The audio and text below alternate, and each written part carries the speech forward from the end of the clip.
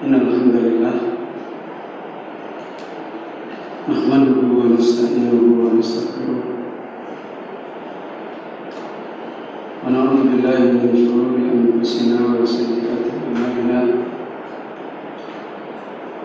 man yahdihillahu fala mudilla lahu wa man yudlil fala hadiya lahu wa asyhadu an la ilaha illallah wahdahu la syarika lahu أشهد أن محمدًا عبده ورسوله يا أيها الذين آمنوا اتقوا الله حق تقاته ولا تموتن إلا وأنتم مسلمون يا أيها الناس اتقوا ربكم الذي خلقكم من نفس واحدة وخلق منها زوجها وبث منهما رجالا كثيرا ونساء واتقوا الله الذي تساءلون به والأرحام إن الله كان عليكم رقيبا يا أيها الذين آمنوا اتقوا الله وقولوا قولا سديدا يصلح لكم أعمالكم ويغفر لكم ذنوبكم ومن يطع الله ورسوله فقد فاز فوزا عظيما أما بعد فإن أحسن الكلام كلام الله وخير الهدى هدى النبي صلى الله عليه وآله وسلم وشر الأمور محدثاتها وكل محدثة بدعة وكل بدعة ضلالة وكل ضلالة في النار. Kaum muslimin, bapak-bapak, ibu-ibu, ikhwani wa akhwati fiddin, rahimani wa rahimakumullah jami'an. Alhamdulillah, kita kembali pada kesempatan yang mubarakah ini selalu memuji syukur kembali kepada Allah Subhanahu wa taala. Memuji syukur tidak ada lain adalah untuk agar kita menyadari akan keadaan kita bahwasanya kita adalah hamba-hamba yang lemah, yang kita tahu semua kebaikan-kebaikan hidup kita adalah hakikatnya bukan datang dari kita sendiri. Baik kebaikan-kebaikan kita yang zahir, kebaikan kita dalam urusan dunia, atau lebih khusus kebaikan kita di dalam kehidupan hati, kehidupan batin kita, tidak ada lain adalah kebaikan di dalam agama kita. Semua adalah taufik Allah Subhanahu wa taala. Sehingga sebagaimana pada kesempatan yang mubarakah ini Allah masih meneguhkan, memberikan kepada kita kebaikan zahir dan kebaikan batin. Sebagaimana Allah kumpulkan kita pada kesempatan yang mubarakah ini di salah satu kesempatan yang Allah jadikan penjagaan kebaikan kita, di kesempatan di mana Allah Subhanahu wa taala memberikan kesempatan kita untuk tawassul bil haq, untuk saling kita berwasiat, saling menasihati di atas kebenaran. Ini adalah menunjukkan kesempatan yang paling mulia yang Allah berikan kepada kita setelah Allah menganugerahkan nikmat zahir kepada kita dan nikmat agama kepada kita. Kesempatan ini menunjukkan Allah bermaksud menjaga nikmat itu kepada kita. Kesempatan kita dimudahkan duduk di majelis, dibacakan ayat Allah, dinasihatkan ayat Allah, dinasihatkan kembali peringatan-peringatan pencipta hidup kita. Ini adalah kesempatan yang merupakan penjagaan Allah Azza wa Jalla kepada kita. Karena itu di kesempatan yang mubarakah ini, Bapak Ibu yang dirahmati oleh Allah, kita menyiapkan diri untuk meraih kesempatan ini dengan sebaik-baiknya. Di antara kesiapan kita menjaga niat kita. kita memperbaiki tujuan kita berkumpul di majelis ini. Tidak ada lain adalah untuk mencari ridha Allah, untuk mengikhlaskan niat di dalam kebaikan yang agung ini, agar Allah Subhanahu wa taala benar-benar menjadikan wasilah bagi kita meraih ilmu yang nafi. Agar Allah Subhanahu wa taala menolong kita sebagaimana Allah telah menolong para hamba-hambanya yang ikhlas, para anbiya, para rasul, yang Allah Subhanahu wa taala mengatakan, innahu laisa laka min ibadi sultan, kata Allah, sesungguhnya tidak ada bagi engkau wahai syaitan sultan, itu kekuasaan.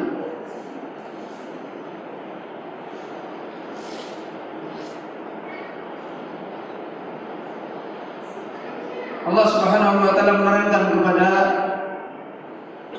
iblis yang setiap saat selalu berusaha merusak Bani Adam. Kata Allah Azza wa Jalla kepada iblis, sesungguhnya tidak ada bagimu wahai iblis satupun kemampuan. Kepada siapa? Min ibadi, kepada hamba-hambaku. Yang dimaksud hamba-hambaku di sini adalah hamba-hamba yang sudah punya hubungan khusus dengan Allah, yaitu hamba-hamba yang ikhlas. Sebagaimana iblis sendiri mengatakan tentang hal ini, bahwasanya iblis mengetahui bahwasanya hamba-hamba Allah yang seperti ini dia tidak akan mampu. Dan Allah Azza wa Jalla juga mengingatkan ketika Allah menolong Nabi Yusuf alaihissalam, innahu min ibadina al-mukhlasin, sesungguhnya Yusuf alaihissalam adalah hamba-hambaku yang ikhlas. Maka ikhlas ini harus selalu kita pelihara, kita jaga, khususnya di kesempatan yang mubarakah ini. Kemudian kita senantiasa menyiapkan diri, karena majelis ilmu adalah majelis di mana kita mengambil warisan para anbiya. Tidak ada lain adalah warisan ilmu yang bermanfaat. Kita harus menggunakan cara-cara yang pernah ditempuh oleh para pendahulu kita, agar ilmu itu datang kepada kita dan diberkahi oleh Allah SWT. Di antaranya para ulama kita mengingatkan kita harus al-insaf, memperhatikan konsentrasi. Kemudian kita harus as-sam'u, mendengar. Kemudian kita harus al-fahmu, memahami. Kemudian kita berusaha untuk menjaga pemahaman itu. Al-hifdhu, berusaha semampunya untuk menghafal, menguasai, mengulang pengajaran, mengingat. Kemudian al-amal, untuk beramal. Kemudian an-nasr, menyebarkan, menasihatkan kepada orang lain. Ini dulu para pendahulu kita mengambil agama, sehingga kemudian dengan hati mereka yang ikhlas, dengan cara-cara mereka mengambil agama Allah yang Azza wa Jalla dengan benar, Allah Subhanahu wa taala memberikan pertolongan kepada mereka. Bapak Ibu yang dirahmati oleh Allah Subhanahu wa taala, pada pagi hari ini insyaallah kita akan melanjutkan pembahasan kita untuk membangun kehidupan iman dengan mengembalikan kehidupan iman yang sangat besar dalam kehidupan iman, yaitu bagaimana kita meraih identitas iman yang benar kembali, sebagaimana yang dulu pernah kita bacakan dalam surat Al-Maidah. Allah Subhanahu wa taala telah mengingatkan bahwasanya kaum yang senantiasa terus-menerus mendapatkan iman dari Allah adalah punya kehidupan iman. Dan kehidupan iman yang paling besar ini disebutkan oleh Allah, yuhibbuhum wa yuhibbunah. Sebagaimana Allah berfirman dalam surat Al-Maidah ayat 54. Inilah kemenangan yang sesungguhnya orang-orang beriman disebutkan oleh Allah punya kemenangan hidup di dalam jalan hidup ini. Iman yang dia miliki yang telah ditunjukkan dengan benar, di mana mereka dianugerahkan oleh Allah menjadi hamba-hamba yang Allah cintai mereka dan mereka mencintai Allah. Inilah hamba-hamba Allah yang khusus. Pada kajian kita yang telah lalu, dalam beberapa kali pertemuan kita telah banyak mendapatkan penjelasan dan nasihat para ulama kita. Hakikat manusia hamba-hamba Allah yang meraih kemenangan dalam hidup, yang meraih kebahagiaan di dalam hidup, meraih kehidupan yang baik, yang saleh, yang hakikatnya itulah hasanah di dunia, kemudian insya Allah akan hasanah fil akhirah, yang sebagian ulama kita mengatakan itulah jannatul hayat di dunia, surga kehidupan dunia. Kemudian dengan adanya seorang hamba meraih kehidupan iman yang digambarkan para ulama seperti surga di dunia ini, akan meraihkan dia meraih surganya Allah Azza wa Jalla di akhirat. Sehingga sebagian ulama kita menasihatkan orang yang tidak pernah merasakan kebahagiaan iman, orang yang tidak pernah merasakan surga keimanan di dunia, maka dia tidak akan merasakan surganya Allah di akhirat. Bapak Ibu yang dirahmati Allah, kita semua telah memahami dan berulang-ulang kita sampaikan, hidup ini hanya ada dua kehidupan, yaitu sa'idun, saqi, hidup yang bahagia dan hidup yang celaka. Dan Allah Subhanahu wa Ta'ala ketika menjelaskan manusia ini hidupnya ada dua dan tidak ada lagi yang lain, Allah juga menjelaskan jalan-jalannya. Dan satu hal yang Al-Imam Asy-Syafi'i rahimahullah pernah mengingatkan masalah ini, agar kita tidak hanya sekedar memahami hidup itu cuma ya sudah, kalau nggak bahagia sengsara. Bukan cuma sekedar itu. Imam Syafi'i pernah mengomentari sebuah ayat yang insya Allah Bapak Ibu hafal ayatnya. Lau ma anzalallahu illa hadhihi surata lakafar. Kalau sekiranya Allah Azza wa Jalla tidak menurunkan petunjuk di dalam dunia ini kecuali hanya surat ini saja, maka sudah cukup. Surat ini menjadi petunjuk bagaimana manusia menghadapi kehidupan yang tidak ada lain hanya akan meraih dua pilihan.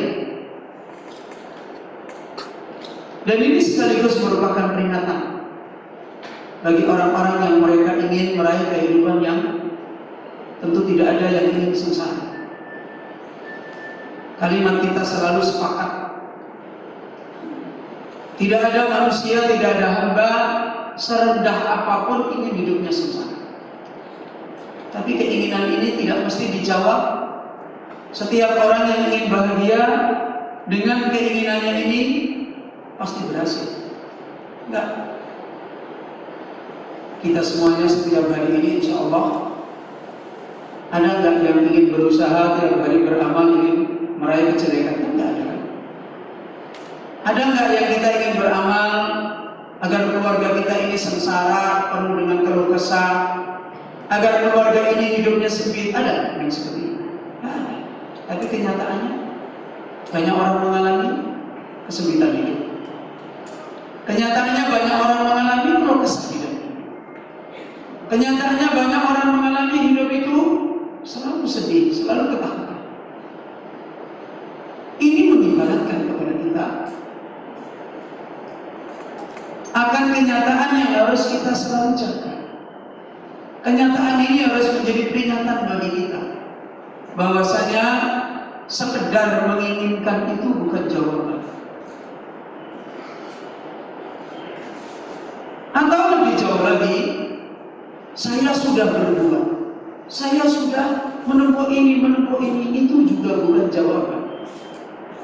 Kenapa? Karena buktinya banyak orang sudah berbuat. Ya mohon maaf Bapak Ibu, orang gila yang ada di jalan saja itu berbuat. Hah? Berbuat kan dia. Dia ingin ini, dia lakukan ini, dia ingin ini. Gak ada orang tidak berbuat. Kalau orang hanya sekedar ingin, sekedar saya sudah berbuat, bukan menyelesaikan masalah. Bukan berarti kita akan meraih kebahagiaan. Makanya kata Imam Syafi'i ketika mengomentari ayat ini, cukup jadi peringatan antara realita, antara kenyataan, dan antara peringatannya Allah. Harus kita ketemukan. Apa kata Allah Azza wa Jalla? Wal asri innal insana lafi khusr.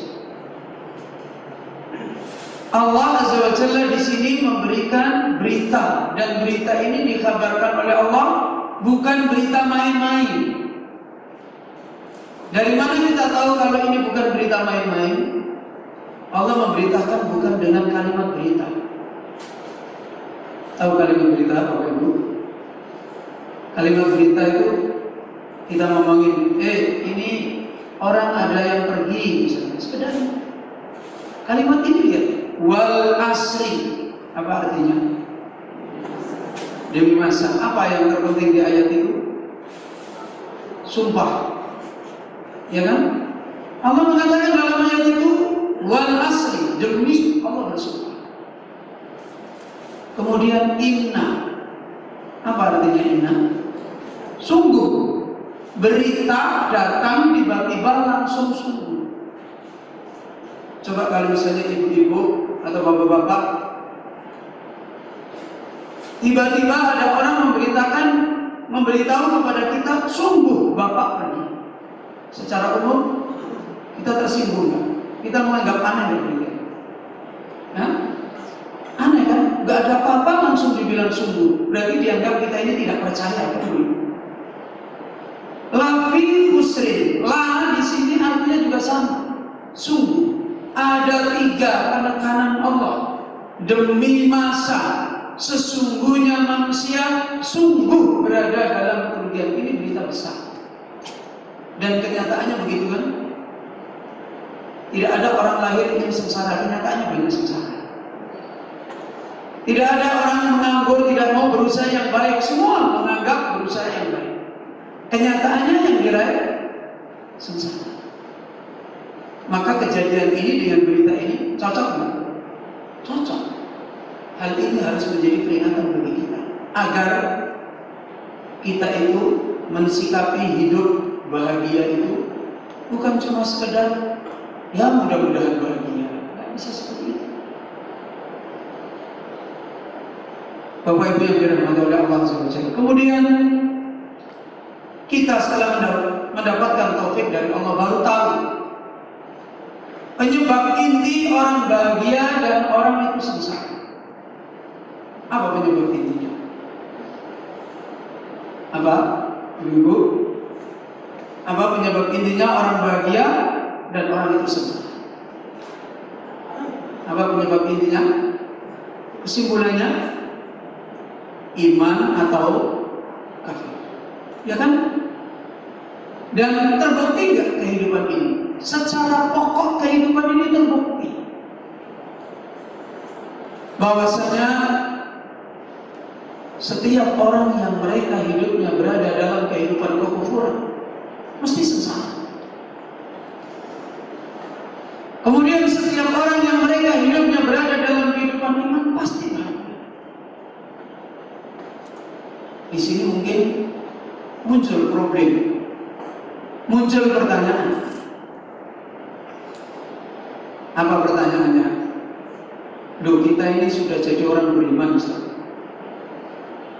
Dari kecil kita beriman, sampai tua kita juga alhamdulillah masih beriman. Alhamdulillah, taufik Allah. Kita ini bukan orang kafir, alhamdulillah Allah menolong kita menjadi orang beriman. Tapi kalau kira-kira ibu-ibu, bapak-bapak ditanya apakah sudah bahagia, bisa menjawab dengan senyum yang cerah, bisa menjawab dengan yakin saya berbahagia, bisa? Gimana? Bisa ibu jawab yakin saya telah merasakan kebahagiaan. Bapak-bapak bisa menjawab? Gimana? Nah kalau begitu kaidah tadi sama.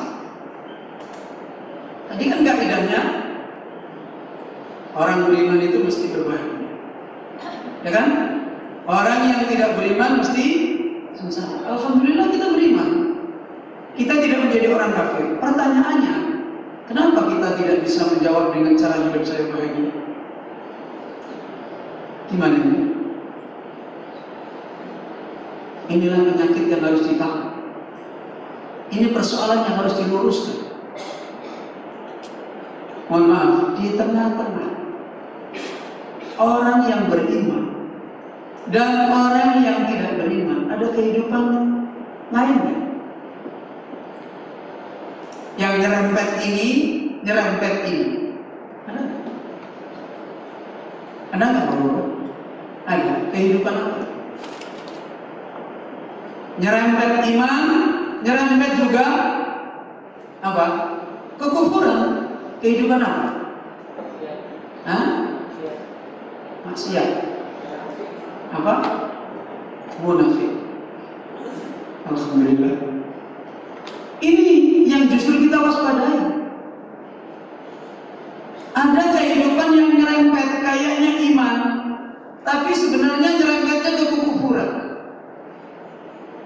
Maka kalau kemudian banyak orang, mohon maaf, mudah-mudahan kita tidak, dohirnya kita, tampilan kita muslim, mukmin, tidak kafir, kok hidupnya penuh dengan kesengsaraan. Hidupnya tidak ditolong oleh Allah bahagia seperti orang-orang beriman yang dulu-dulu mereka bahagia. Inilah yang harus ditandai.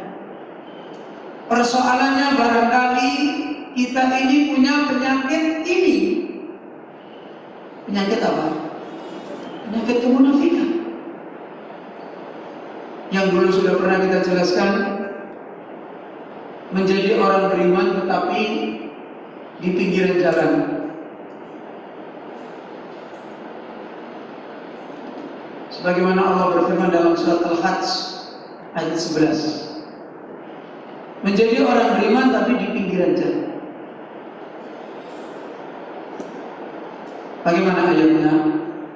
Wa minan nasi may ya'budullaha ala harfin. Wa minan nasi may ya'budullaha ala harfin. Di antara manusia ada yang beribadah kepada Allah. Berarti mukmin enggak? Beribadah kepada Allah. Ini kehidupan iman enggak? Secara zahir kehidupan iman enggak? Iman. Tapi ala harfin. Di atas harf. Harf itu kalau ini jalan, ini ada pinggirannya, selokan. Nah ini dia di sini. Di pinggir jalan. Harusnya orang berjalan itu di mana ibu? Di tengah. Ini di pinggir sini. Nah, ini yang tadi kita sebutkan. Orang yang kelihatannya mukmin, beriman, muslim, tapi ternyata kehidupannya nyerempetnya kemana? Kehidupan kufur. Itu yang disebut munafik. Dan ini yang dulu para sahabat takut. Setelah dia beriman, yang ditakutkan oleh mereka adalah kehidupan ini. Sampai dalam sebuah riwayat, di antara mereka mengatakan, saya mendapati 40 sahabat, mereka selalu ketakutan munafik. Padahal kita tahu, sahabat itu dijamin masuk surga enggak? Coba, dijamin. Itu mereka takut terjadi kehidupan munafik. Di antaranya Aisyah, Ummul Mukminin, istri Nabi di dunia dan di akhirat. Selalu Aisyah sering menangis khawatir kehidupan imannya. Ini yang dulu sahabat takutkan. Dan kehidupan munafik ini bertambah hari, bertambah mengecil atau bertambah membesar? Membesar. Lebih-lebih lagi di zaman kita. Kehidupan nifak ini bertambah hari, bertambah besar, bertambah besar, bertambah besar. Maka kalau kemudian banyak fenomena-fenomena orang Islam, orang beriman, hidupnya mengalami kesengsaraan, hidup tidak ada kebahagiaan, ketakutan, hidup sempit dan sebagainya, kemungkinan besar penyebabnya adalah pola hidup nifak yang tidak diperbaiki, yang tidak dibenarkan. Ini yang menjadikan kaidah kenapa banyak terjadi. Salah satu kehidupan yang menjadi ukuran itu iman apakah tidak adalah kehidupan mahabbah. Apa tadi? Kehidupan cinta. Kenapa? Ini sangat rawan terjadi kemunafikan. Kenapa kita katakan sangat rawan? Yang namanya orang beriman itu yang diibadai siapa? Allah. Dicampur dengan yang lain enggak? Enggak. Kalau sudah dicampur dengan makhluk, kehidupan iman enggak? Hah? Dicampur dengan makhluk, sudah syirik, ya kan? Begitu syirik sudah tidak akan mengantarkan kebahagiaan. Salah satu kehidupan yang paling mudah menjatuhkan orang kepada syirik adalah kehidupan mahabbah. Kenapa? Karena tabiat manusia mencintai makhluk. Mencintai makhluk. Tabiat manusia Allah katakan zuyyina lin-nasi hubbus syahawat minan nisa wal banin. Manusia itu dihiasi cinta kepada kesenangan hidup dari para wanita, dari anak-anak, kemudian dari kekayaan perbendaharaan minad dhahab wal fiddah, dari emas, dari perak, kemudian wal an'am tanaman, wal kharas, kemudian kebun-kebun, wal khailil musawwamah, kemudian kendaraan-kendaraan yang dinaiki. Itu tabiat manusia menyukai dunia. Kehidupan cinta ini kalau dibiarkan akan menjadikan kehidupan kemusyrikan. Allah Azza wa Jalla pernah mengingatkan dalam sebuah ayat tentang hal ini, sebagaimana di dalam surat Al-Baqarah yang sudah kita sebutkan dulu, wa minan nas may yattakhidhu min dunillahi andada. Di antara manusia ada yang mengambil selain Allah. Selain Allah berarti siapa? Makhluk. Yuhibbuhum kahubbillah. Dia cintai makhluk seperti mencintai Allah. Berarti dia mencintai makhluk, dia juga mencintai siapa? Allah. Berarti ini namanya mencintai Allah ma'al makhluk, jadi menggandengkan. Ini disebut oleh Allah sebagai perilaku hidup murtad, hidup nifaq.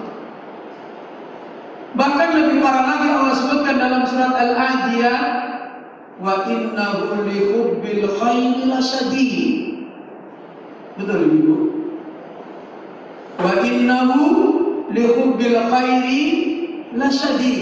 Sesungguhnya manusia itu di dalam mencintai kebaikan-kebaikan dunia itu lasyadidun, sungguh sangat kuat sekali.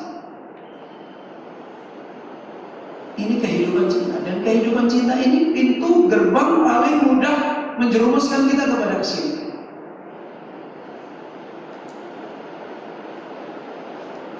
Dan Allah Azza wa Jalla menyebutkan orang beriman punya kehidupan cinta yang benar, yaitu walladzina amanu dalam surat Al-Baqarah ayat 165. Walladzina amanu asyaddu hubban lillah. Dan orang-orang beriman itu punya kehidupan cinta kepada Allah tidak seperti orang-orang yang tidak beriman. Bagaimana kehidupan cintanya kepada Allah? Asyad, apa tadi? Asyaddu, sangat kuat. Sangat kuat kehidupan cintanya kepada Allah, mengalahkan kecintaannya kepada makhluk. Ini baru kalau memang betul kehidupan manusia itu Allah lebih dicintai, dan kecintaan itu sangat kuat, mencintai Allah melebihi yang lain, pasti dia akan meraih hidup bahagia. Pasti dia akan hasanah. Pasti akan terpenuhi apa yang Allah janjikan yang dulu telah kita pahami, apa? Yuhibbuhu. Apa? Allah mencintai mereka. Dan kita sudah jelaskan bagaimana seorang hamba meraih kebahagiaan hidup dan kemenangan hidup ketika hamba dicintai oleh Allah, menjadi kekasih Allah. Dan dalam beberapa pertemuan yang lalu kita telah jelaskan tentang hakikat maknanya. Sekarang kita memahami kebahagiaan yang kedua. Kebahagiaan yang pertama, kemenangan yang pertama ketika kita telah dicintai oleh Allah. Dan kita sudah jelaskan bagaimana orang-orang yang menjadi kekasih Allah kehidupannya. Dan kita sekarang mengambil nasihat dan pengajaran hakikat bagaimana orang beriman itu adalah sangat cintanya kepada Allah. Mereka punya syiar kehidupan iman sebagaimana dalam surat Al-Maidah, wa yuhibbuna. Mereka itu mencintai Allah, dan cintanya dia kepada Allah seperti yang diterangkan dalam surat Al-Baqarah, asyaddu hubban, sangat cinta kepada Allah. Bapak Ibu yang dirahmati Allah, cinta kepada Allah yang disebutkan sebagai kehidupan iman adalah hakikat kehidupan kebahagiaan, sebagaimana kebahagiaan seorang hamba dicintai oleh Allah. Dan ini menunjukkan syiar paling besar, bahkan karya-karya kemuliaan hidup yang paling besar itu dilahirkan dengan dasar cinta. Kemuliaan-kemuliaan karya-karya besar di dalam hidup itu banyak dilahirkan karena dasarnya adalah, pembangkitnya adalah cinta. Lebih-lebih lagi cinta kepada Allah. Maka kalau kita ingin melihat kehidupan orang-orang berbahagia yang telah mencintai Allah dan lebih cintanya kepada Allah, lihat saja, baca sejarahnya para nabi. Kita kalau membaca sejarahnya para nabi, kira-kira kita bisa menggambarkan saya bisa hidup nggak seperti ini? Mungkin kita sulit kan? Tapi kita melihat orang hidup kok kayak begitu bagusnya. Kita lihat bagaimana sahabat-sahabat Nabi kita Muhammad SAW, bagaimana kehidupannya. Karya-karya mereka di dalam hidup menakjubkan. Entah wanita, entah laki-laki, entah orang miskin, entah orang kaya, kehidupan mereka kalau kita baca dalam sejarah, kalau bapak-bapak, ibu-ibu baca kisah-kisah para sahabat, kita seperti mendapati kehidupan orang yang tidak pernah kita temui dalam hidup ini. Itu menunjukkan karya besar di dalam hidup dari mana? Karya yang paling besar karena mereka asyaddu hubban lillah. Karena kuatnya mereka mencintai Allah. Cinta kepada Allah Subhanahu wa taala ini bukan cuma sekedar cinta tabiat. Sebagaimana orang mencintai pada umumnya mencintai makhluk. Cinta kepada Allah yang merupakan kebahagiaan iman ini diterangkan oleh para ulama kita, lihubbihim lillah wa tamami ma'rifatihim bihi wa tawqirihi wa tauhidihim lahu. Cinta yang benar-benar membawa kebahagiaan mereka kepada Allah ini karena cinta ini ada kaitannya terhadap sempurnanya mereka orang beriman di dalam mengenal Allah. cinta ini adalah cinta yang ada hubungannya orang beriman telah meraih sempurna di dalam mengenal yang dicintai. Kemudian kecintaan ini ada hubungannya dengan karena mengagungkannya orang beriman dengan Allah yang dicintai. Jadi ada hubungannya dengan ilmunya dia, sempurnanya dia mengenal Allah. Yang kedua ada hubungannya dengan sempurnanya dia di dalam mengagungkan yang dicintai. Kemudian diterangkan ulama kita, karena sempurnanya dia di dalam mencintai Allah tidak diberikan kepada yang lain. Cinta itu hanya diberikan kepada Allah saja. Cinta yang dibangun dengan mengenal Allah Azza wa Jalla, cinta yang dibangun dengan mengagungkan Allah Azza wa Jalla, ini cinta yang utuh, tidak diganggu, tidak ada makhluk yang dicintai seperti mencintai Allah. Ini baru cinta yang menunjukkan kebahagiaan di dalam mencintai Allah Subhanahu wa Ta'ala. Dan cinta ini adalah kebutuhan asasi bagi kebahagiaan manusia. Kebutuhan prinsip, kebutuhan pokok yang gak bisa ditawar-tawar. Karena tidak ada manusia yang hilang rasa cintanya. Dan kalau sudah hilang, kira-kira jadi apa ini manusia kalau sudah dalam hatinya gak punya rasa cinta sama sekali? Jadi apa? Orang gila di jalan aja masih punya rasa cinta? Masih. Dia cinta makanan masih ada. Kalau enggak ya sudah enggak pegang makanan. Ya kan begitu. Kalau enggak cinta, bagaimana dia kehormatannya? Ya sudah dilepasin semua, sudah jadi orang yang enggak karuan. Karena itu Bapak Ibu yang dirahmati Allah, cinta ini yang diterangkan oleh para ulama kita seperti beliau Al-Imam Ibnu Qayyim rahimahullah di dalam kitab beliau Ighasatul Lahfan min Masyayidis Syaitan, beliau menerangkan tentang hakikat cinta ini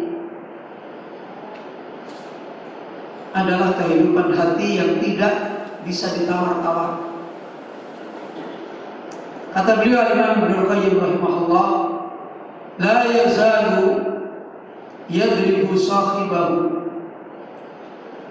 hatta yuniba ila Allahi wa yuhbita ilaihi wa yata'allaqa bihi ta'alluqal muhibbil muttirri ila mahbubi. Orang yang punya hati itu selalu mengejar pemiliknya, menuntut pemiliknya untuk meraih sesuatu yang dibutuhkan oleh hati, yaitu kecintaan yang sempurna, yang gak bisa ditawar-tawar. Karena itu hakikatnya sebenarnya manusia ini berkelana mencari kesana kemari. Sebenarnya yang dicari adalah pemilik cinta yang sempurna. Makanya lihat manusia, walaupun dia mencintai makhluk, puas dengan dia. Puas bapak-bapak? Tidak puas. Pindah dari satu cinta ke cinta yang lain, ke cinta yang lain, ke cinta yang lain. Pernah dia lapang? Enggak. Hari ini dicintai, baru sebentar sudah bosan, capek. Dan digambarkan oleh Al-Imam Hasan Al-Basri, kecintaan manusia kepada makhluk, kepada dunia dengan segala macam bentuknya, itu seperti mencintai seorang pengantin yang sudah tua, yang mohon maaf ini ibu, pengantin yang sudah tua, yang jelek, yang pokoknya buruk sekali, tapi malam itu berdandan seperti wanita yang cantik jelita. Begitu dilamar, habis diterima lamarannya, bertemu, masuk kamar, kecewa, apa sama? Kecewa. Sudah seperti itu. Ya, seperti itu gambarannya. Nggak ada orang mencintai makhluk itu terus mendapatkan benar saya bahagia. Sebentar lagi kecewa. Sebentar lagi. Kenapa? Karena memang ini kebutuhan hati. mau diberi sesuatu yang tidak sempurna. Enggak mau. Makanya dia terus mencari. Dia terus mencari ini. Oh, ini enggak puas ganti lagi. Oh, ini enggak puas ganti lagi. Ini enggak puas ganti lagi. Begitu terus. Maka hati itu terus menuntut pemiliknya. Makanya kalau boleh dikatakan sebenarnya seluruh manusia ini mencari cinta sejati. Apa cinta sejati? Pemilik zat yang sempurna. Siapa? Allah. Hanya ada kebanyakan orang gagal. Kebanyakan orang tidak berhasil, makanya dia terus sengsara. Ketika dia tidak ditolong oleh Allah bisa memberikan kecintaan ini, sengsara. Maka beliau ada beberapa yang menerangkan, inna fil qalbi faqah. Hati itu punya kehidupan faqah. Faqah itu tuntutan yang tidak pernah terpuaskan. Tidak pernah terpuaskan. Hati itu selalu haus, selalu tidak pernah puas. La yasudduha syai'un. Apa saja dari makhluk tidak bisa membendung kepuasan ini, tidak bisa menutup. Kebutuhan ini tidak bisa ditutup. Siwallahi ta'ala. Kecuali hanya Allah. Kecuali hanya Allah. Makanya kalau seorang hatinya sudah ditolong oleh Allah, meraih yuhibbuna, mencintai Allah dengan cinta yang benar, menjadi kehidupan iman, nggak akan mau dia menggantikan. Nggak akan mau. Ditukar kayak apapun dengan cinta kepada selain Allah, nggak akan tertarik.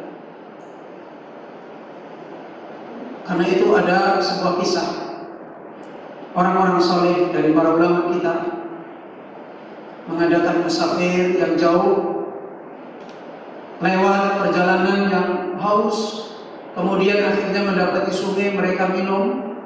Setelah mereka minum, mereka berjalan lagi dengan lapangnya. Kemudian di antara mereka akhirnya berbicara. Apa kata dia? Kalau sekiranya para raja mengetahui kebahagiaan yang ada di hati kita sekarang ini, maka mereka akan mengambil pedang-pedang mereka, merobek dada-dada kita. Akan memperebutkan cinta, kebahagiaan yang sekarang ini ada di dalam dada. Mereka akan merobek dada kita, akan membawakan pedang-pedang mereka karena mereka berebut ini. Yang dicari oleh manusia sebenarnya ini. Makanya lihat manusia kemana-mana berantem, berselisih, ribut, sebenarnya apa yang dicari? Entah mungkin penyebabnya wanita, mungkin penyebabnya harta, entah mungkin penyebabnya jabatan, entah mungkin apa yang dicari? Kepuasan hati untuk mencintai sesuatu yang memang betul-betul memuaskan. Itu yang dicari. Sampai rela mengorbankan ini, mengorbankan ini, dolim ini, memusuhi ini, semua sebenarnya cuma ini. Ini yang dicari manusia. Maka diingatkan oleh beliau Ibnu Qayyim, selama-lamanya hati itu tidak akan pernah puas kalau tidak ketemu ini. Sehingga kalau sudah ketemu ini, ibarat hidup itu, kalau seandainya hidup kita ini banyak sumbatan-sumbatan, begitu ketemu hati ini, sumbatan itu lepas. Makanya Nabi sallallahu alaihi wasallam mengatakan, in saluhat saluhal jasadu kullu. Kalau hati itu baik, ketemu urusannya betul baik, saluhal jasadu kullu. Semua baik. Lisannya baik, telinganya baik, tangannya baik, kakinya baik, pikirannya baik. Semua kehidupannya jadi baik. Semua jadi rendah semua. Ibarat orang musafir merantau, intaha, berakhir sudah safarnya, lelahnya, sampai ke pantai berlabuh. Sehingga Imam Al-Qayyim mengatakan, intaha safarut talib ila dhafar bi anfusihi, berakhir sudah perjalanan orang-orang yang mencari hidup perjalanannya sampai kepada dia berhasil menguasai nafsunya. Kapan dia berhasil menguasai nafsunya? kalau hatinya sudah jadi raja. Kapan hatinya sudah jadi raja? Kalau hatinya sudah nyambung dengan Allah Subhanahu wa Ta'ala, baru jadi raja, baru puas hidup. Tidak peduli siapapun dia, entah dia orang miskin, puas hidupnya. Entah dia orang yang diberi kelebihan harta, tenang hidupnya. Entah dia orang cacat, orang ini, tenang hidupnya. Entah dia orang yang gagal, orang yang cantik, orang yang jelek, semua tenang, tidak ada kekacauan. Karena dia tahu semua bagaimana menutup pintu-pintu ini. Makanya lihat para anbiya, dunianya berbeda enggak? Berbeda enggak Bapak Ibu? Dunianya para anbiya berbeda enggak? Berbeda. Nabi Ayub bagaimana dunianya? Nabi Ayub, dunianya secara zahir banyak sengsara atau banyak senang? Sengsara, sakit 18 tahun. Sakit 18 tahun, baunya keluar di tubuhnya yang tidak baik, dijauhi istrinya, ditinggal karena istrinya sudah merasa berat sekali, tidak mampu seperti Nabi Ayub. Ada lagi Nabi yang kebalikannya, Nabi Sulaiman. Jadi raja, semua kekuasaan ditaklukkan, istrinya saja 100 dalam riwayat. Masya Allah. Iya. Bapaknya Nabi Daud, istrinya 50. Dia istrinya 100. Tapi Nabi Musa alaihissalam beda-beda semua nabi. Nabi Zakaria tukang kayu. Tapi kehidupan hatinya sama. Sama. Mereka hidup dengan tenang. Mereka hidup dengan hati yang baik, dengan tenang. Tidak pernah mereka bingung dengan kehidupan dunia. Mana ada Nabi Ayub ini dengan Nabi Sulaiman? Ada? Tidak ada. Kenapa? Di sinilah letak.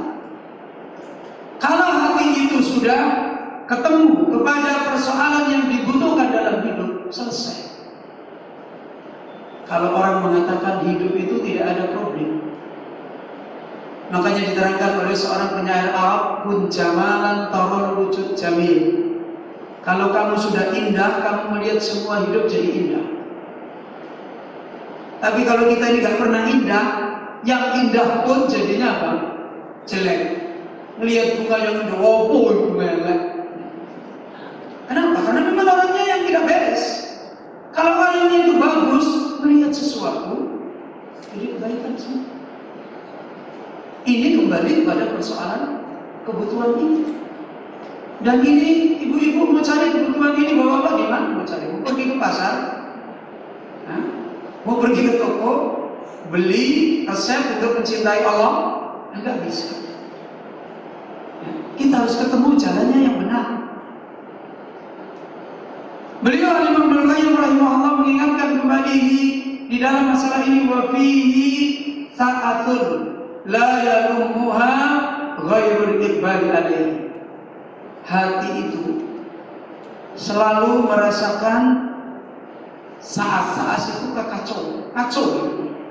Gak pernah bisa berjalan dengan tenang. Dan memang ini tabiat hati. Jadi hati manusia itu diciptakan oleh Allah aslinya, tabiatnya itu kacau. Kenapa? Namanya saja qalbu, ya kan? Qalbu itu artinya apa? Apa bahasa Indonesianya qalbu? Kalau gini dibeginikan lagi, ini namanya qalbu. Apa? Bolak-balik. Orang itu memang hati saya itu selalu berbolak-balik. Ya memang begitu.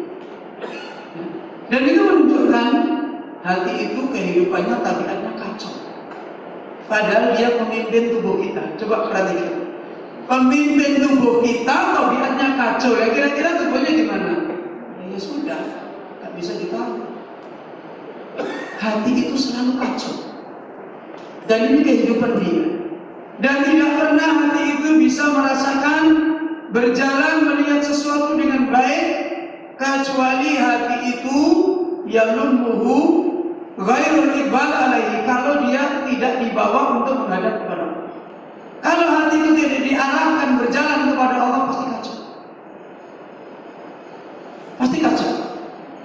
Kalau dia tidak meraih kecintaannya yang benar yaitu Allah dan tidak menunjukkan kepada Allah Azza wa Jalla, maka hati itu akan mengalami kekacauan. Itu hati manusia.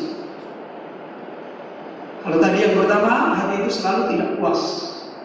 Yang kedua, hati selalu kacau. Kemudian yang ketiga, kata Imam Ibnu Qayyim, hati itu tempat bersarangnya penyakit ganas.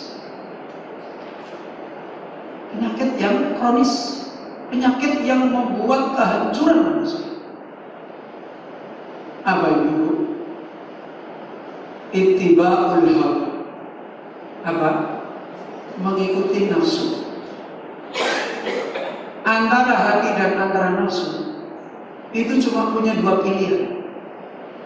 Apa pilihannya? Nafsu menguasai hati atau hati menguasai nafsu. Sudah gak ada pilihan yang lain. Nah, setan, iblis, kita tahu dalam sebuah riwayat diterangkan oleh Nabi kita Muhammad SAW, iblis itu yajri majrad dam, berjalan pada perjalanan apa? Aliran darah. Ngapain iblis berjalan ke situ? Untuk mencari kesempatan membantu nafsu manusia. Membantu apa? Membantu apa? Bagaimana supaya nafsu ini berhasil menguasai apa? Menguasai hati. Itu iblis. Dan di hati itu menunjukkan tempat bersarangnya penyakit. Dua penyakit. Apa itu? Iblis yang datang sama nafsu kita. Ini bekerja sama untuk menghancurkan, merusak, membuat penyakit di dalam hati kita. Dan ini pemimpin kita. Dia sendiri diterangkan tadi adalah selalu bingung, tidak puas. Kemudian yang kedua selalu kacau. Yang ketiga, tempat bersarangnya penyakit. Dan penyakit ini penyakit yang dibawa sampai mati. Penyakit ini dibawa terus. Kalau nggak sembuh sampai di akhir. Kalau nggak sembuh sampai di akhir. Menyengsarakan sampai di akhir. Kalau sembuh membawa kebahagiaan sampai di akhir. Ini penyakit. Beda dengan penyakit anggota tubuh. Kapan ibu-ibu berakhir? Ada nggak penyakit anggota tubuh yang bisa disembuhkan? Ada nggak? Ada? Bapak-bapak? Ada penyakit jasad yang dipahami oleh kita nggak bisa disembuhkan? Ada? Apa yang ibu-ibu tahu? Penyakit jasad, penyakit tubuh yang nggak bisa disembuhkan apa? Kanker bisa nggak bisa disembuhkan? Stroke bisa disembuhkan. Air bisa. Ada caranya. Mati. Loh, kalau sudah mati masuk kubur kan sembuh. Nggak ada orang di kuburan air. Ini kadang kita nggak mikir. Di kuburan nggak ada orang kena air walaupun dulu kronis air. Sembuh. Ya. Penyakit kanker sembuh. Sudah nggak ada lagi penyakit itu di kuburan sampai bertemu dengan Allah, nggak ada lagi. Yang masih ada penyakit hati. Ini kondisi hati kita. Ini kondisi penyakit hati kita. Dan penyakit ini sangat dekat dengan masalah cinta. Nafsu dan cinta dekat nggak? Dekat. Sebagaimana yang kita sebutkan, zuyyina lin-nasi hubbus syahwat.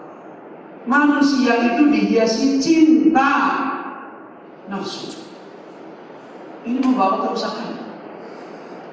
Maka diterangkan oleh Imam Ibnu Qayyim rahimahullah, la yasfihi, penyakit ini tidak bisa sembuh ghairal ikhlasi lahu, kalau kita tidak meraih iman yang ikhlas. Yang nyembuhin adalah iman. Yang menyembuhkan adalah penyakit itu. Kalau iman kita tidak bisa bangun dengan ikhlas, tidak akan menyembuhkan penyakit kita. Ini tiga keadaan yang telah diterangkan oleh Imam Ibnu Qayyim. Pertama, Hati itu selalu dalam keadaan faqah, tidak puas, nggak bisa disembuhin kecuali beriman pada Allah, mencintai Allah. Yang kedua, hati itu selalu kacau, tidak akan bisa disembuhkan kecuali dia hidupnya menuju yang dicintai yang benar, yaitu Allah Jalla Jalaluhu. Kemudian yang ketiga, hati itu senantiasa terkena penyakit-penyakit hati yang membuat kerusakan manusia. Dalam segala keadaannya rusak semua, kecuali kalau hati itu telah berhasil beriman kepada Allah dan ikhlas. Maka hati baru naik bertahta, disinggah sananya hati menjadi raja yang benar. Ini Bapak Ibu yang dirahmati oleh Allah, fakhina idin yubashiru ruhal khair. Kalau tiga kebutuhan ini telah diraih hati dengan betul, kehidupannya dengan Allah benar, maka yubashiru ruhal khair. Hati itu, manusia itu baru dia menyentuh nyawanya kehidupan yang benar. Baru dia merasakan kehidupan yang benar itu rasanya seperti apa. Baru dia bisa merasakan. Ya kalau ini diceritakan kepada orang, orang tidak pernah masuk ke sana, tidak akan bisa merasakan. Maka dengan demikian Bapak Ibu yang dirahmati oleh Allah, dengan penjelasan dan nasihat ini menjadikan kembali dasar bagi kita semuanya, kenapa kita harus kembali membangun kehidupan hati kita yang benar, dan bagaimana cara kita membangun. Tadi secara umum kita telah jelaskan dalam sebuah ayat yang Allah berfirman, "Walladzina amanu asyaddu hubban lillah." Orang-orang yang beriman adalah sangat cintanya kepada Allah. Kecintaan ini adalah dibangun, ada hubungannya dengan mengenal Allah, ada hubungannya dengan mengagungkan Allah, dan ada hubungannya cinta ini murni diberikan hanya untuk Allah. Sekarang bagaimana langkah-langkah dan bagaimana kecintaan kepada Allah ini bisa dibangun dengan baik dan akhirnya benar-benar kita ditolong oleh Allah bisa meraih walladzina amanu asyaddu hubban lillah. Orang beriman itu adalah sangat cintanya kepada Allah. Para ulama kita menjelaskan tentang permasalahan ini. Nasihat secara umum diterangkan oleh para ahlul ilm. Sebelum kita menjelaskan secara rinci langkah-langkah ini, Al-Imam Abu Husain Al-Waraq pernah mengatakan, wal aisul hani al khayatu ma'allah la ghair. Hidup yang menyenangkan, yang sesungguhnya menyenangkan manusia adalah manusia yang punya kehidupan khusus bersama kekasihnya Allah. Bahkan beliau Ibnu Qayyim mengutip perkataan sebagian ba'dul arifin, tidak ada orang yang paling gagal di dalam hidup kecuali gagal mencintai Allah. Gagal mencintai Allah.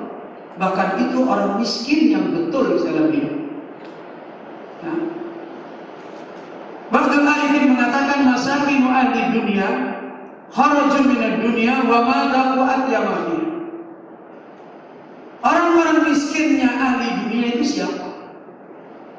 Orang-orang miskin ahli dunia adalah orang yang keluar meninggalkan dunia, sudah habis umurnya di dunia, kemudian dia belum pernah merasakan yang terbaiknya kehidupan dunia. Itu miskin.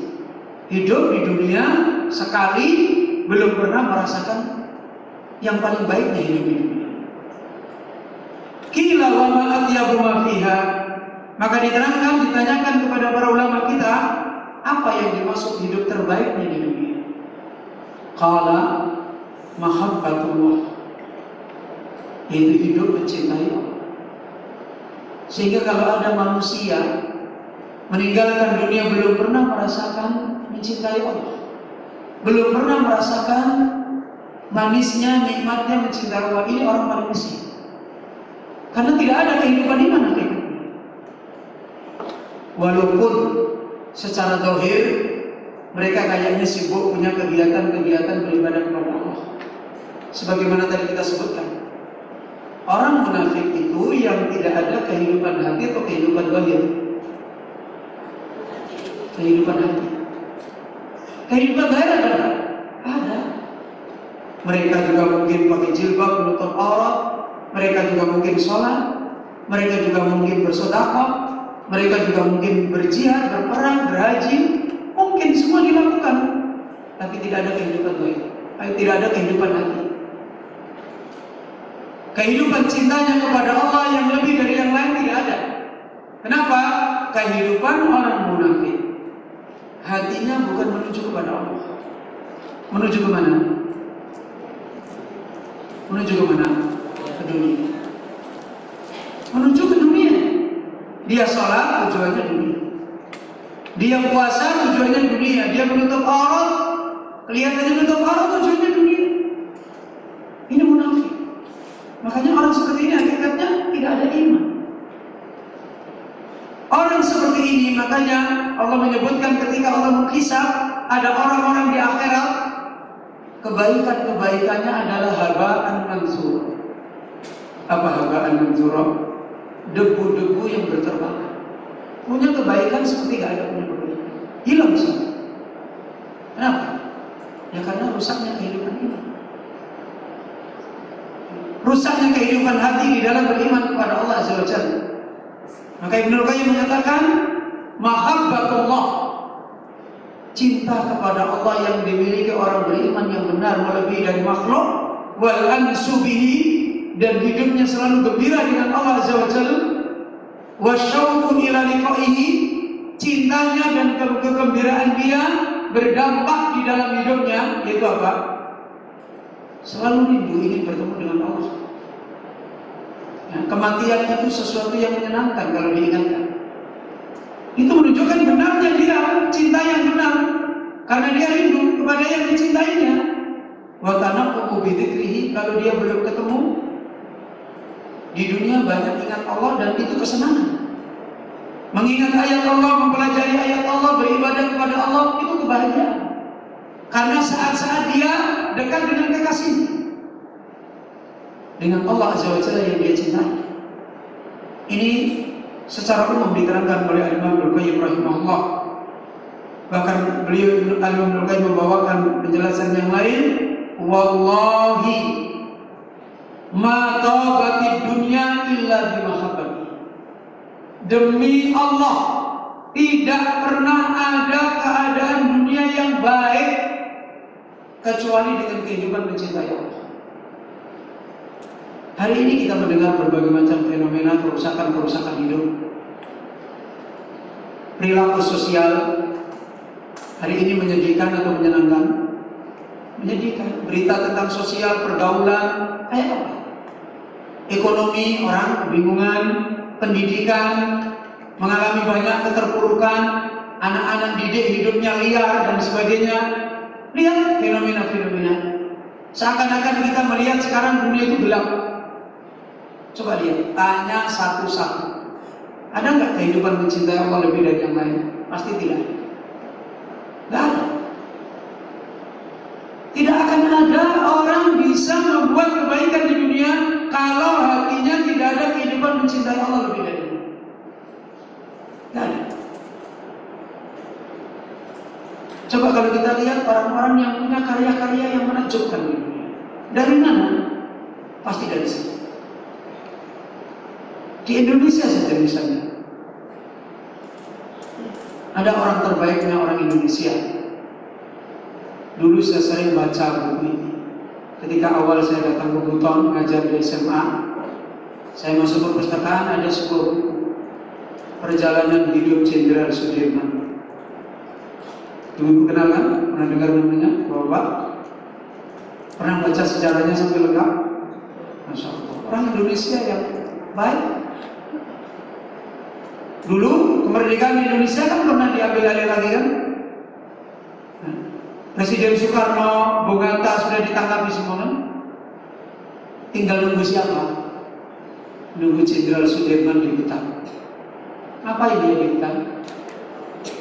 tidak mau menyerahkan Indonesia. Ngapain dia? Green dia. Keadaannya apa ibu? Sehat, normal, sakit keras. Kehidupannya menakjubkan. Dari mana kehidupan ini lagi? Jenderal Sudirman pernah mengatakan dalam sebuah pidatonya ketika dilantik menjadi jenderal oleh Presiden Soekarno, apa kata dia? Kalau kita berperang dohir dengan dohir, kita akan kalah. Kalau kita berperang batin dengan dohir, kita akan menang. Siapa Jenderal Sudirman? Guru agama. Guru agama di daerah Magelang. Orang-orang mulia, orang-orang yang ditunjukkan oleh Allah betul-betul membuat kebaikan di dunia, pasti hatinya punya kehidupan khusus. Pasti hatinya punya kehidupan khusus. Para anbiya, lihat hati mereka. Para pewaris anbiya, lihat hati mereka. Bahkan Allah Azza wa Jalla mengatakan secara khusus dalam hadis qudsi, saya lihat semua hatinya manusia yang terbaik hatinya Muhammad sallallahu alaihi wasallam. Saya lihat hatinya manusia setelah para nabi yang terbaik hatinya para sahabat, maka saya pilih menjadi sahabatnya Muhammad sallallahu alaihi wasallam. Kehidupan hati. Dari sana kebaikan itu akan bangun. Maka dari sini Bapak Ibu yang dirahmati oleh Allah, benar apa yang dinasihatkan oleh ulama kita, demi Allah, ma ta'ati dunya illa bi mahabbatihi wa ta'atihi. Dunia tidak pernah jadi baik kecuali dengan mentaati Allah dan mencintai Allah. Kecuali dengan itu. Saya pernah di beberapa kajian di kantor Tera di Semarang. Bapak sering mengeluh, kok ini negara kita banyak kacau, banyak gini. Saya tanya, negara kita ini diurus sama pakar atau diurus sama orang-orang bodoh? Para pakar atau orang bodoh? Para pakar. Kenapa kekacau? Lihat, saya bilang ketika itu, coba ini para pakar semua disuruh berhenti sebentar, minta kepada Allah didatangkan Nabi satu saja, suruh urus negara ini. Kira-kira berubah jadi baik gak? Jadi baik. Jadi baik. Ini mengisyaratkan kepada kita semua kebaikan dari yang kecil sampai yang besar itu berangkat dari kehidupan cinta kepada Allah. Makanya ketika Rasulullah SAW pertama kali berdakwah di Mekah, orang-orang musyrik Quraisy itu kehidupannya rusak semua. Rusak. Apa yang dilakukan Allah SWT mendidik Nabi untuk mendidik manusia, buat undang-undang, buat peraturan ini, apa yang dilakukan? Benerin hatinya dulu. Mereka zina enggak? Dilarang zina dulu? Enggak. Mereka minum khamr enggak? Minum. Dilarang langsung minum khamr? Enggak. Mereka biasa berantem, berperang apa enggak? Langsung dilarang, jangan berantem, jangan berperang? Enggak. Apa yang diperbaiki? Hatinya. Dibenerin dulu imannya kepada Allah. Dibenerin dulu bagaimana cintanya kepada Allah. Begitu itu benar, semua terbuka. Dan ini yang sekarang minim sekali dilakukan. Pribadi-pribadi kita, keluarga kita, anak kita, orang tua kita, istri kita, suami kita, masyarakat kita, negara kita, perbaikan iman, perbaikan untuk dikenalkan kepada Allah yang bisa membawa kecintaan yang benar di dalam hati ini, sekarang ini minim sekali dilakukan. Orang yang berbicara tentang ini saja minim sekali. Minim. Makanya kadang-kala mohon maaf, kita ini sudah ngaji sekian tahun lamanya, ya, akhlak kita tidak menunjukkan perubahan. Iri, dengki, saling dendam, saling bermusuhan itu masih biasa. Dolim kepada temannya masih biasa. Ya, saling hasad, saling memfitnah masih biasa. Terfitnah ini, terfitnah masih biasa. Kayak seperti nggak berubah hidup kita. Karena dari awal pembenahan di dalam pengajaran ini nggak dibenerin dari sini. Para nabi semua benerin urusan ini, kita ini lalai. Makanya susah diperbaiki. Sudah ngaji, tahu ini haram, ya ditabrak aja. Sudah ngaji, tahu ini halal, ya nggak dipedulikan. Tahu ini wajib, nggak dipedulikan. Akhirnya seperti tidak ada perubahan yang bisa diambil faedah. Ini menunjukkan jalan ini harus pertama kali yang dibenarkan. Ilmu yang mendidik hati ini adalah ilmu skala prioritas di dalam memperbaiki agama manusia. Mendidik hati dengan iman yang benar, ini skala prioritas. Dulu para nabi melakukan dengan dari sini, sehingga manusia kemudian diperbaiki oleh Allah. Hidup mereka baik. Coba lihat, hidup yang sudah terbiasa dirubah mudah nggak? Mudah nggak mudah? Enggak. Hidup biasa minum, disuruh berhenti minum, nggak mudah. Orang Arab itu hobinya minum di antaranya. Di rumahnya itu berguci-guci minuman. Begitu turun ayat innamal khamru wal maisiru najas. Sungguhnya khamr itu najis. Keluarkan semua khamrnya, ditumpah di jalan-jalan. Sudah nggak ada komentar apa. Sekarang kita bisa seperti itu. Sulit kan kita beramal seperti itu? Kenapa? Karena di sini kita ringan. Sementara mereka sudah tidak pernah hidup di hatinya itu melihat makhluk, yang dilihat Allah. Begitu turun dari langit, sami'na wa ata'na, selesai. Nggak ada komentar apa-apa.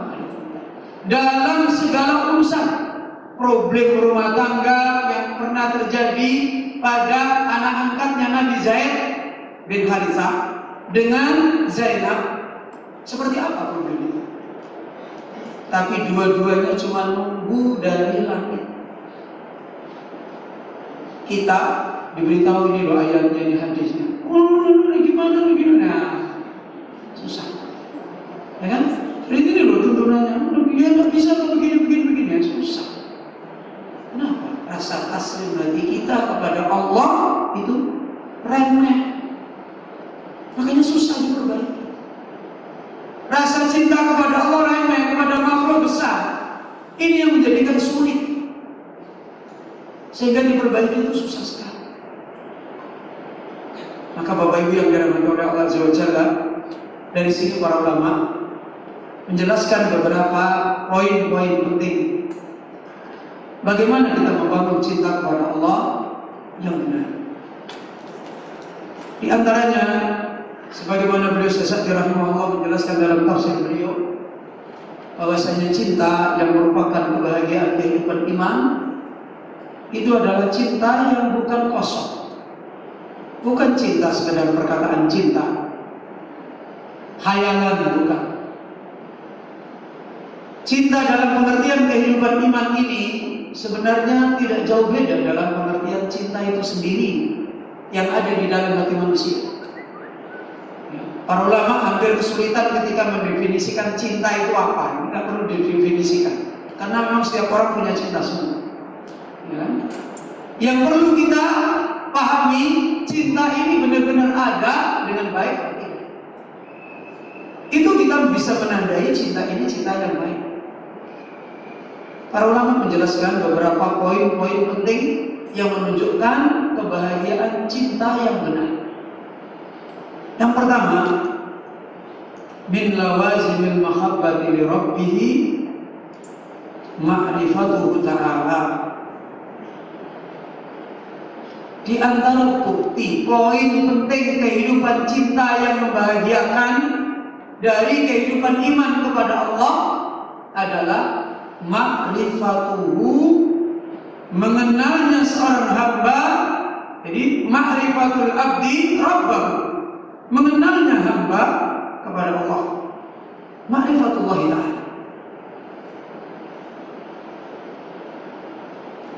Hal yang demikian ini diingatkan oleh beliau Syekh, fa innal mahabbata biduni ma'rifatin billahi naqisatun jiddan bal ghairu mawjudatin wa in wujidat da'wah.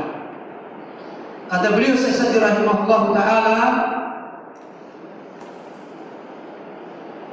Sesungguhnya cinta, kehidupan cinta itu, jika tidak ada ma'rifat, cinta tapi tidak mengenal yang dicintai,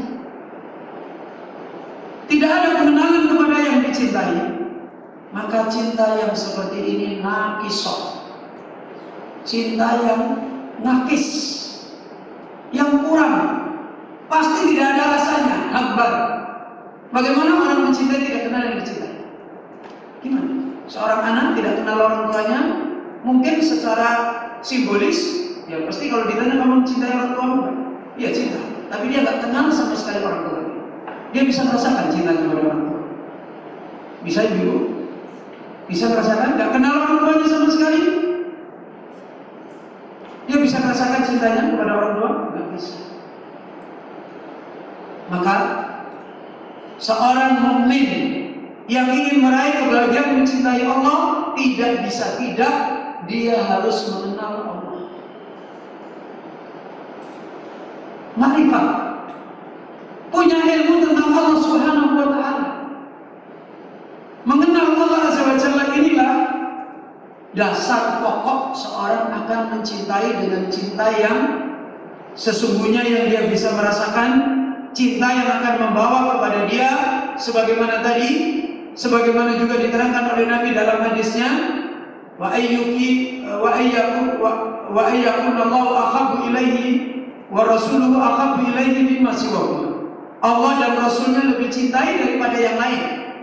Kecintaan ini hanya bisa diraih kalau dia ma'rifat, mengenal Allah. Kalau dia tidak mengenal Allah Azza wa Jalla, maka cinta itu nakis.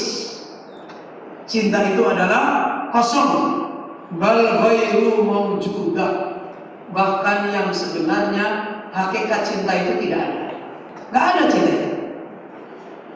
Mau bapak-bapak, ibu-ibu mencintai sesuatu yang nggak kenal apa-apa, lebih baik tidak usah mencintai.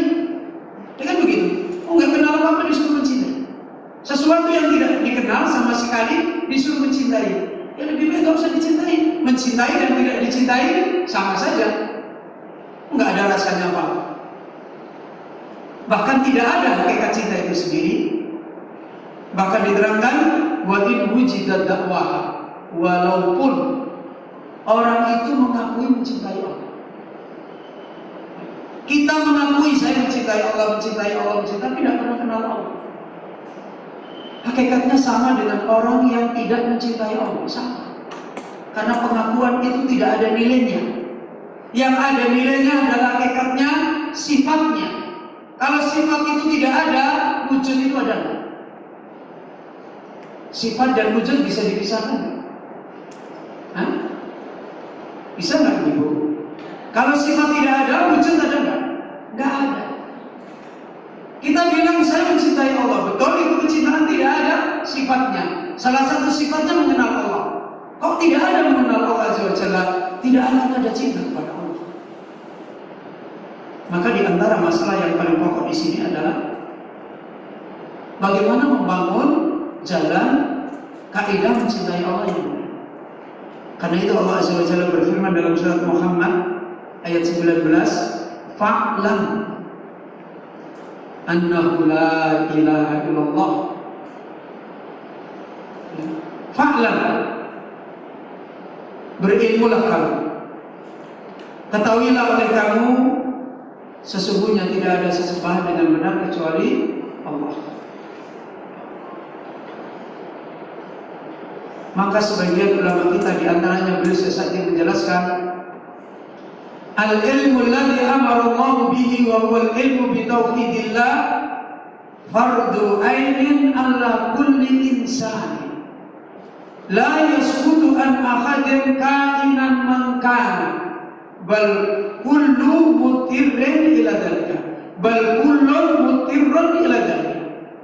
Kata beliau sesaji, perintah Allah untuk kita punya ilmu tentang Allah agar kita bisa meraih tauhid, mencintai Allah ini, tuntutan yang tidak bisa ditawar-tawar, yang kalau dalam bahasa Islam namanya fardu ain. Fardu ain itu apa? Wajib setiap orang yang mau mencintai Allah, wajib bagi dia untuk punya ilmu mengenal siapa? Mengenal Allah. Agar cintanya benar, agar cintanya mendatangkan kecintaan, kebahagiaan dengan imannya. La yasqutu an ahadin kainan mangkana. Tidak bisa ini digugurkan siapapun dia kalau dia ingin menjadi orang yang beriman, mencintai Allah Azza wa Jalla melebihi yang lain, mutlak dia harus punya ilmu Allah yang dicintai. Bal kullun mutir, bahkan secara tabiat ini satu tuntutan yang asli. Yang kalau tuntutan ini tidak tercapai tidak akan lahir, tidak akan ada cinta itu. Bahkan dalam sebuah kisah yang diriwayatkan oleh Aisyah radhiyallahu anha, Rasulullah SAW pernah mengutus sebuah utusan peperangan,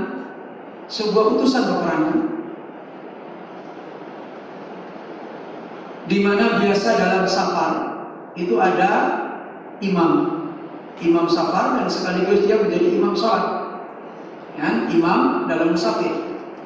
Sahabat ini ketika dia jadi imam, yang dibaca dalam sholatnya hanya membaca suratul Ikhlas. Setiap sholat, habis dia baca Fatihah, dia baca suratul Ikhlas. Setiap kali sholat, dia baca lagi Fatihah, dia baca suratul Ikhlas. Kira-kira kalau bapak-bapak, ibu-ibu sholat berjamaah, imamnya yang dibaca itu terus husnudzon apa suudzon? Husnudzon apa suudzon? Ini imam apa ini? Gak hafal, gak ada hafalannya, cuma kulhu aja. Memang begitu paling-paling kita ya. Yang dibaca cuma ini aja. Maka sahabat-sahabat yang lain itu kegerahan. Ini mau saya laporkan kepada Nabi. Bagaimana orang sholat yang dibaca surat Al-Ikhlas? Maka ketika mereka pulang selesai safarnya, semua sahabat ini mendatangi Nabi, melaporkan sahabat yang diangkat Nabi menjadi imam. Ya Nabi, ini imam kita yang kau tunjuk jadi imam kita ya. Setiap sholat bacaannya cuma qul. Bagaimana Rasulullah SAW?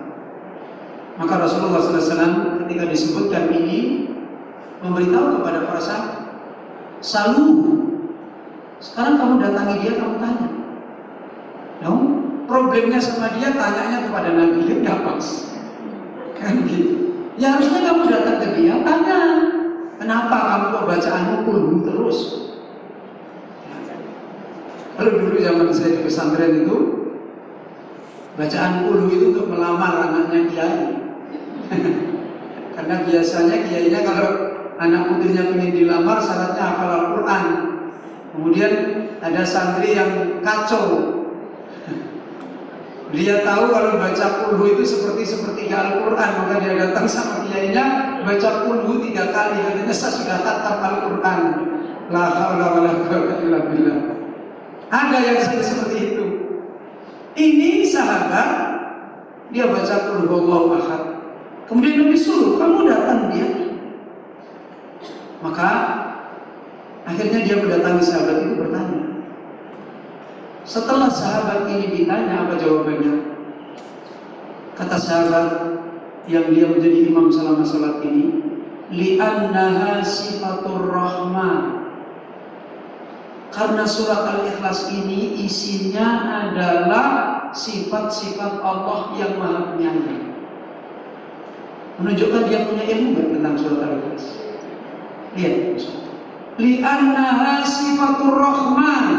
Surat Al-Ikhlas ini isinya menerangkan sifatnya Allah Ar-Rahman Azza wa Jalla. Fa'ana uhibbuhu, dan saya mencintai. Dari mana dia mencintai tadi? Dia menerangkan dulu ini sifat Allah Ar-Rahman. Setelah itu dia mengatakan apa? Wa ana uhibbuhu, dan saya mencintai surat Al-Ikhlas ini karena apa? Karena isinya menjelaskan tentang Allah yang dicintainya, tentang sifatnya. Sekarang bagaimana Bu? Bagaimana seorang mencintai sesuatu, mengenal sifat-sifatnya yang dicintai, cintanya bertambah baik. Dia mencintai Allah, dia memahami ilmu tentang Allah seperti yang ada dalam surat Al-Ikhlas, kemudian dia cintai surat Al-Ikhlas itu, maka dia setiap sholat dibaca karena kecintaannya dia kepada Allah. Kemudian setelah dia memberitahu ini, sahabat ini lapor kepada Nabi, ya Rasulullah, ini jawabannya ini. Seketika itu Allah turunkan wahyu kepada beliau sallallahu alaihi wasallam. Nabi mengatakan, akhbiruhu, kamu beritakan pada dia, annallaha azza wa jalla yuhibbuh, Allah baru saja menurunkan berita Allah mencintai dia. Ini Bapak Ibu yang dirahmati Allah. Bagaimana kekasih Allah dicintai oleh Allah? Karena dia mencintai Allah, karena dia mengenal Allah. Dari mana dia mengenal Allah? Dari mengenal nama-namanya dan sifat-sifat Allah.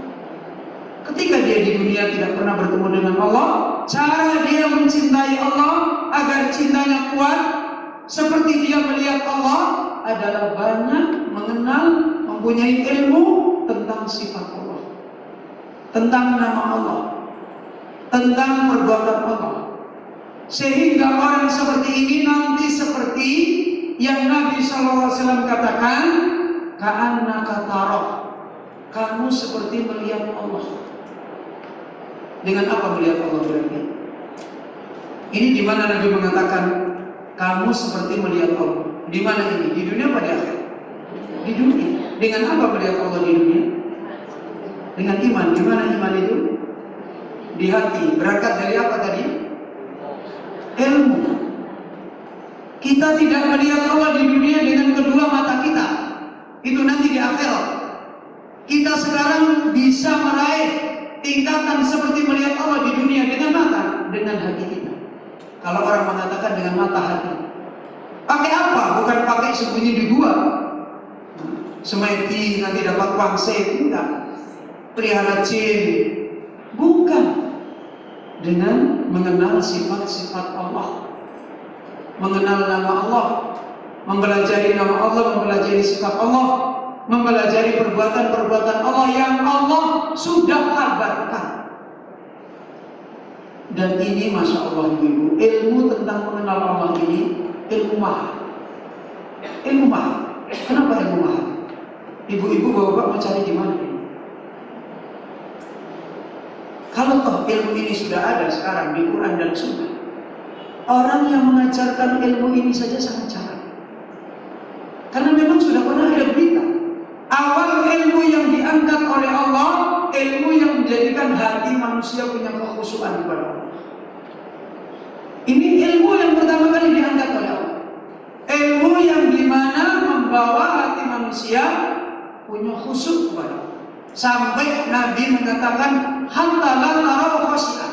Sampai nanti kamu tidak pernah melihat orang yang punya hati yang khusyuk kepada Allah. Dari mana hati itu bisa khusyuk? Kalau hati itu banyak mengenal Allah. Itu yang disebutkan oleh Nabi SAW ketika Nabi meminta ilmu yang bermanfaat. Kalau ilmu itu bermanfaat akan menjadikan hati itu khusyuk, akan menjadikan hati itu khusyuk, punya kehidupan yang berkhidmat kepada Allah. Ini ilmu yang mahal. Dan coba lihat ilmu ini. Ayat Al-Quran itu sepertiganya cuma nerangkan Allah. Sepertiga. Ibu-ibu sering mendengar bahwa Pak ayat tentang sholat, tentang ini, berapa ayat? Tapi ayat tentang Allah Azza wa Jalla itu sepertiga Al-Quran. Makanya surat Al-Ikhlas salah satu keutamaannya apa? Ta'dilu sulusal Quran.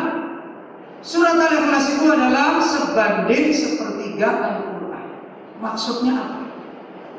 Maksudnya isinya surat Al-Ikhlas itu kan tentang mengenal Allah. Ya kan? Surat Al-Ikhlas itu isinya tentang nama dan sifat dan cara mengimani nama dan sifat.